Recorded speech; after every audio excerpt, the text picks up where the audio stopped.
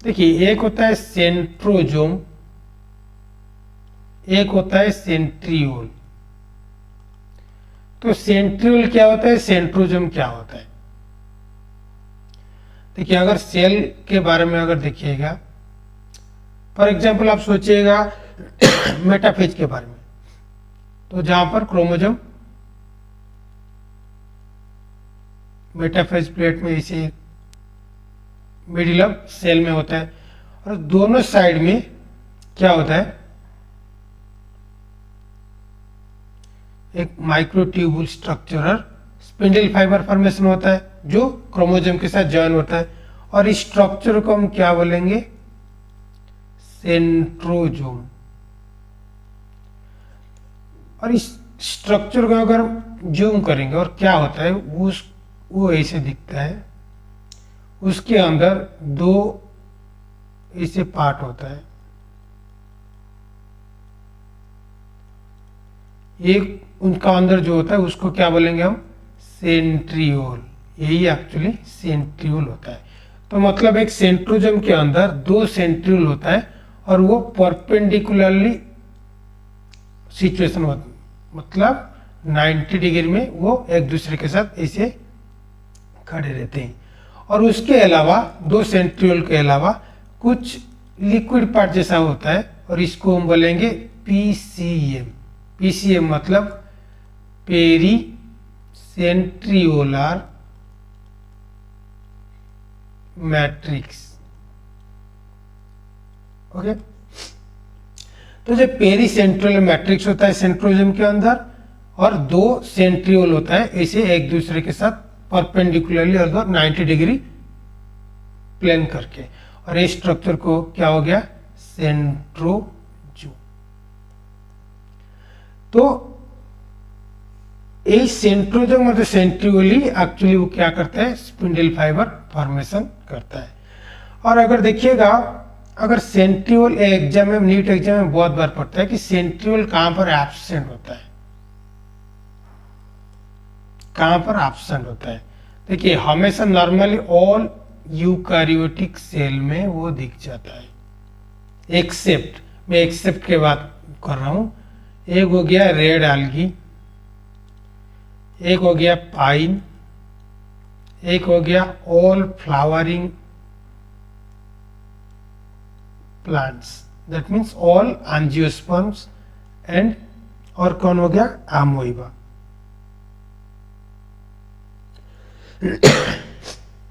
इन चार में सेंट्रियोल नहीं होता है, लेकिन सेंट्रोजोम होता है। मतलब फॉर एग्जांपल प्लांट में केस में देखिएगा, प्लांट में वो ऐसे ऐसे दिखता है, मतलब पीसीएम होगा लेकिन वो सेंट्रियोल नहीं होगा, लेकिन सेंट्रोजोम होता है। तो अभी वो सेंट्रियोल का, उसका अगर हम देखेंगे कैसा दिखता है, अगर इस सेंट्रियोल का स्ट्रक्चर अगर देखेंगे वो ऐसा दिखेगा, और उसका अगर क्रॉस सेक्शन देखेंगे वो ऐसे दिखेगा। मतलब ये हो गया किसका, एक्सोनिम का। ये स्ट्रक्चर क्या हो गया, बासल बॉडी एंड सेंट्रियोल का। दोनों में डिफरेंस क्या है, देखिए, उसमें भी पेरिफेरल रिंग है, पेरिफेरल रिंग, इसमें भी सेंट्रल रिंग भी है, सेंट्रल रिंग। इस सेंट्रल रिंग को हम क्या बोलेंगे, हॉप। तो देखिए, इस पेरिफेरल रिंग में और इस एक्सोनिम पेरिफेरल रिंग में क्या डिफरेंस है। एक्सोनिम पेरिफेरल रिंग के अंदर जो रिंग है वो भी 9 है, और इस बार में हियर भी 9 है, मतलब 1 2 3 4 5 6 7 8 9। तो मतलब इसका अंदर भी रिंग जो होता है वो भी 9 होता है, लेकिन डिफरेंस है एक्सोनिम के अंदर जो दिखता है वो डबलेट होता है, लेकिन वो बासल बॉडी और सेंट्रियोल के अंदर जो होता है वो देखिए ट्रिपलेट होता है, 1 2 3, मतलब 1 2 और 3 ऐसे मिलकर ही होता है। तो मतलब उसमें 9 तो होता है लेकिन इसमें ट्रिपलेट होता है। ओके, और एक डिफरेंस क्या है, वो जो सेंट्रल रिंग है, इस सेंट्रल रिंग में देखिए कुछ भी रिंग नहीं है। जैसे इसमें 2 रिंग है वो सिंगलेट है, लेकिन इसमें कुछ नहीं है मतलब 0 है। तो इसीलिए बासल बॉडी और सेंट्रियोल उसको हम क्या बोलेंगे, 9 + 0 बोलेंगे। 9 मतलब 9 बाहर मतलब पेरिफेरल लिंक का होगा और उसमें उसका होगा ट्रिपलेट, और 0 मतलब सेंटर में कुछ भी रिंग नहीं है, इसलिए हमें 0 बोलते हैं। लेकिन एक्सोनिम केस में क्या बोलेंगे, एक्सोनिम में 9 + 2 मतलब 9 मतलब पेरिफेरल में 9 होता है, हालांकि वो डबलेट होता है, लेकिन सेंटर में 2 होता है और वो सिंगलेट होता है। तो यही डिफरेंस है सेंट्रियोल और एक्सोनिम के अंदर डिफरेंस का। तो अगर देखेंगे सेंट्रोजोम,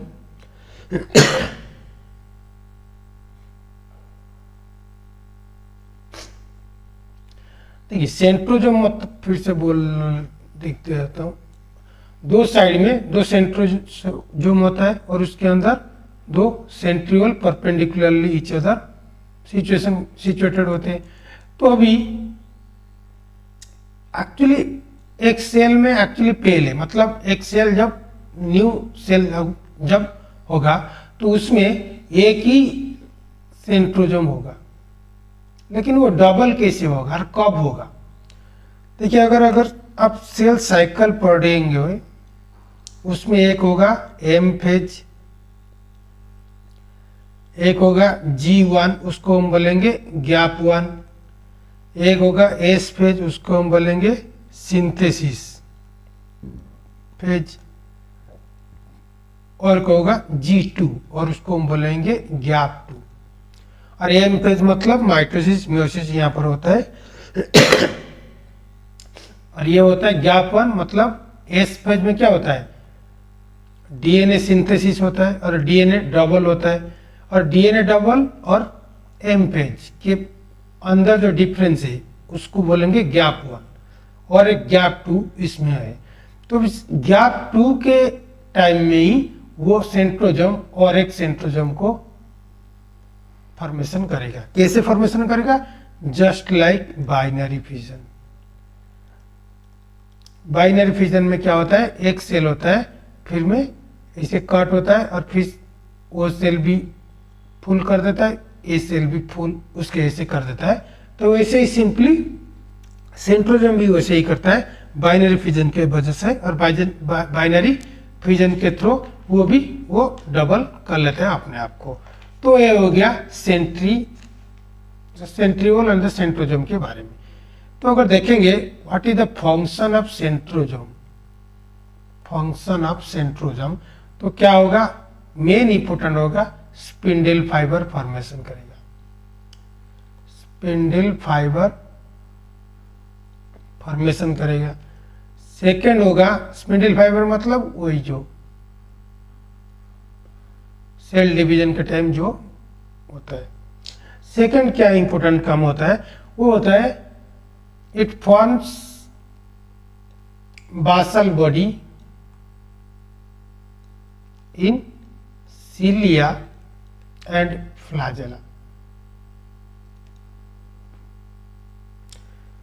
जो अभी हम देखें, तो थर्ड मोस्ट इंपोर्टेंटली क्या होगा, इन स्पर्म सेल मतलब स्पर्म सेल के अंदर ये सेंट्रियोल का बहुत रोल होता है। क्या होता है आप रिप्रोडक्शन में टाइम में जानेंगे, इतना आप जानिएगा, it helps in the fertilisation.